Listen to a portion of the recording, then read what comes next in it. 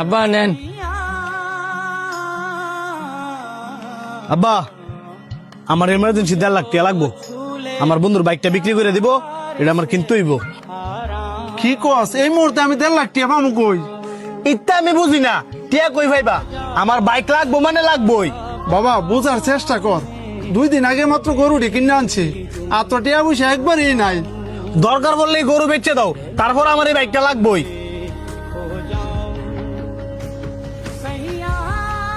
বাবা তুই সব কি কইতাছস? আমি ঠিকই কইতাছি, তুমি না ব্যস্ত তাহলে কও, আমি হাড়ো গিয়ে বেচে টিয়া লই। ভাই ভাই চল প্রতিবন্ধী গুন্ডালে এই তোর না করছি, এই লুল মূল লয়ে আমার শরীর না ধরতি। আর তোর বাইকেরা, আমি তোর কোনো বাইটাই না। আর আপনার যেটা কইছি যে মাথা থাকেন, আমার টিয়া লাগবো মানে লাগবোই।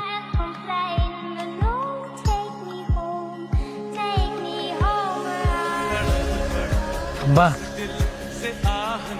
আমার যে জমাইন্য ঠেগুলো আছে না, ওইগুলা দিয়া বাইরে বাইক কিনে দিও।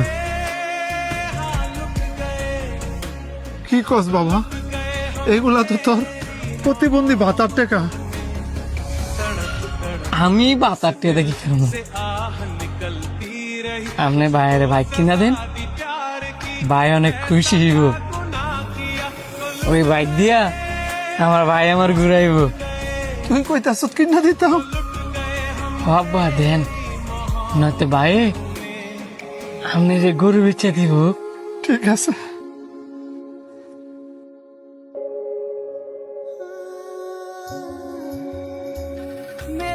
কাকা, ও কাকা, আপনার বড় বড় তো বাইক অ্যাক্সিডেন্ট করছে। আমার পোলা বাইক অ্যাক্সিডেন্ট করছে? আমার পোলা ওটা কই? আপনার পুরানো সবাই হাসপাতালে লেগেছে, আপনি আয়না ভালো লাগে ডাক্তারি।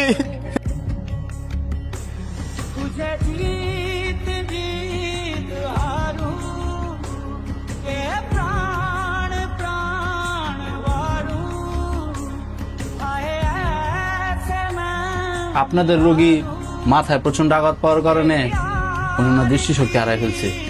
কি কোন ডাক্তার? তাহলে কি আমার পোলা আর কোনোদিন চোখে দেখবো না? দেখবো যদি আপনার ছেলেরে অপারেশনের মাধ্যমে নতুন চোখ লাগানো হয়। নতুন চোখ? ডাক্তার সাহেব আমরা নতুন চোখ পাবো কই?